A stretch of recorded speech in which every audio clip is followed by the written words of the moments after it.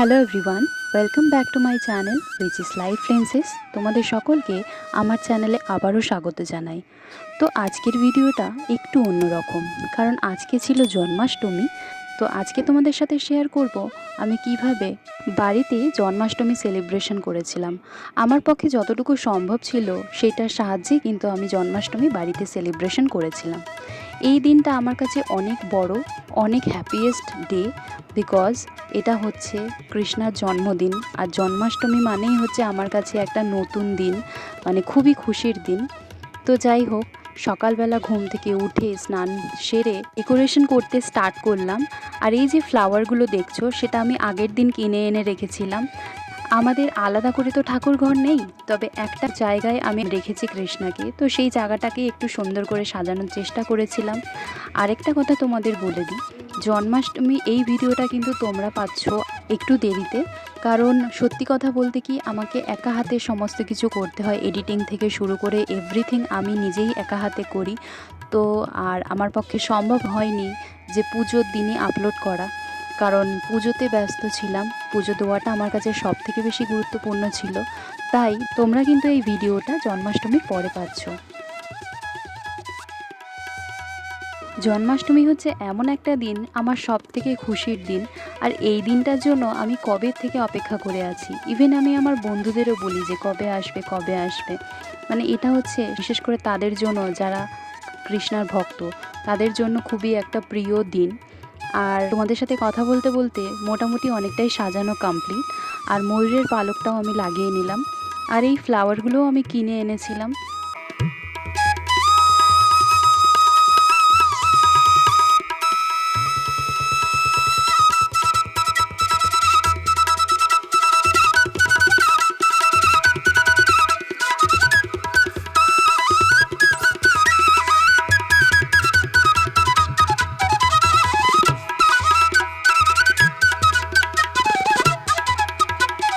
তো আমার কিন্তু ডেকোরেশন কমপ্লিট।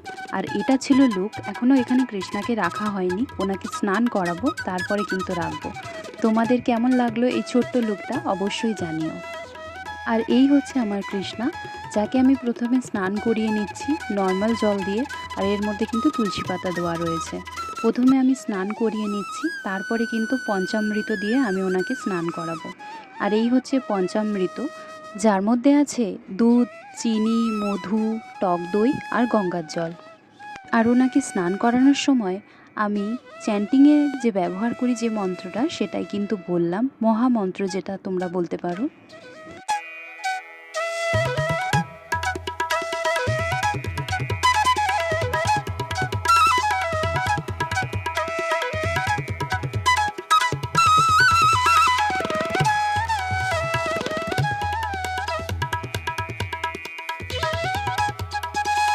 তো পঞ্চামৃত দিয়ে স্নান করানোর পর ওনাকে আমি নর্মাল জল দিয়েও স্নান করিয়ে নিলাম।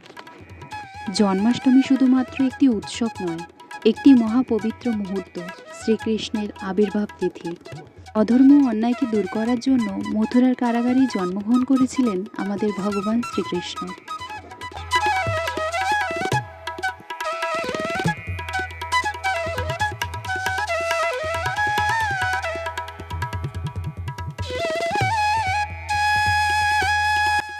এবার ওনাকে নতুন বস্ত্র পরানোর পালা। তো একে একে ধুতি, মুকুট, বাঁশি ওনাকে দিয়ে পুরো ওনাকে সাজিয়ে দিলাম।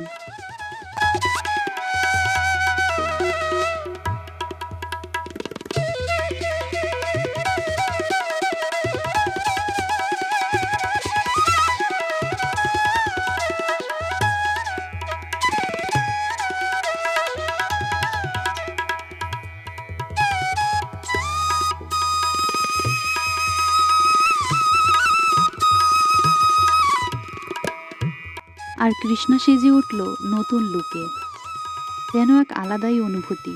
আর সত্যি কথা বলতে কি, স্পিরিচুয়াল রিলেটেড কাজ করতে করতে কখন যে দিন গড়িয়ে রাত হয়ে যায় আমি বুঝতেই পারি না।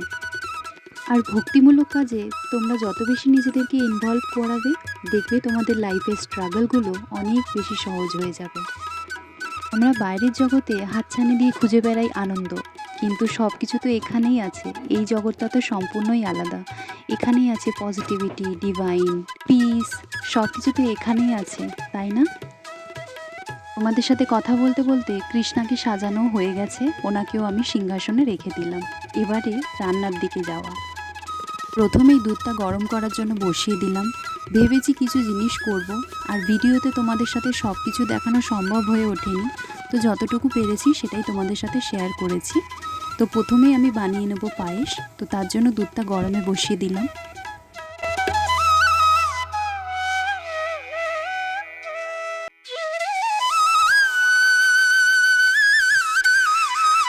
পায়েস এদিকে রেডি, আর ঘিয়েতে আমি কিশমিশ আর কাজু বাদামটাকে একটু ভেজে নিয়েছিলাম, তো সেটাই আমি পায়েসের মধ্যে দিয়ে দিলাম।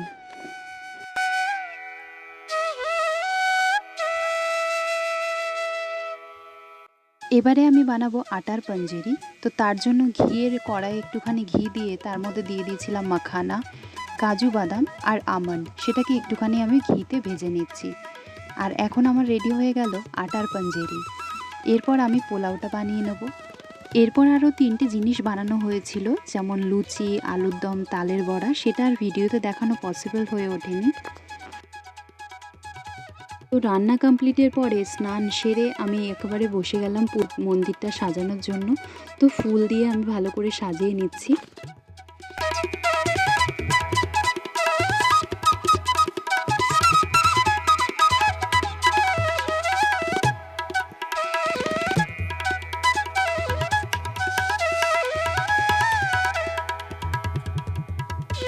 তো বড় সিংহাসনের জন্য আমি থালাটা সাজিয়ে নিলাম। মিষ্টি, আমৃতি, সন্দেশ এনেছিলাম, সেটা দিয়ে আমি থালাটা সাজিয়ে উপরের সিংহাসনে আমি দিয়ে দিচ্ছি।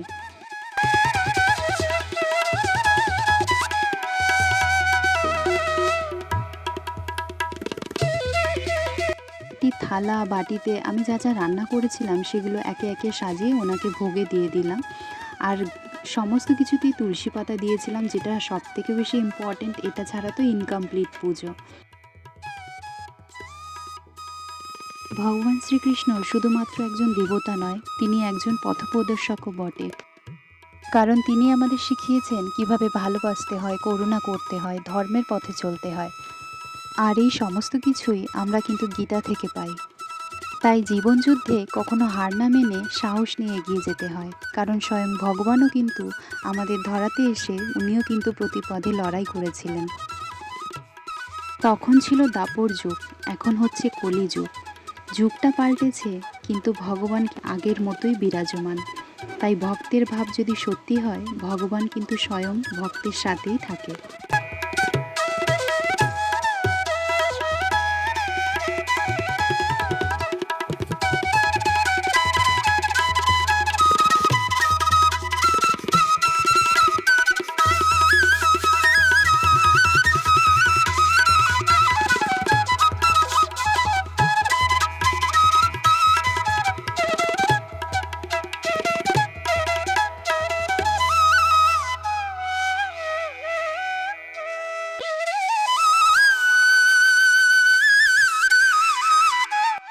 আমার এই ছোট্ট আয়োজনটা তোমাদের কেমন লাগলো অবশ্যই জানিও।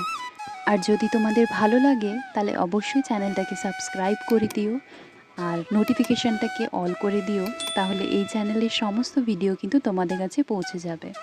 তোমাদের সকলকে জন্মাষ্টমীর অনেক শুভেচ্ছা। তোমরা সকলে খুব ভালো থেকো, পজিটিভ থেকো। মনে রেখো, ভগবান সর্বত্র বিরাজমান, তাই কখনো বিশ্বাস হারাবে না। সর্বদা তার প্রতি বিশ্বাস রেখো, সে আছেন, তোমার সাথেই আছেন।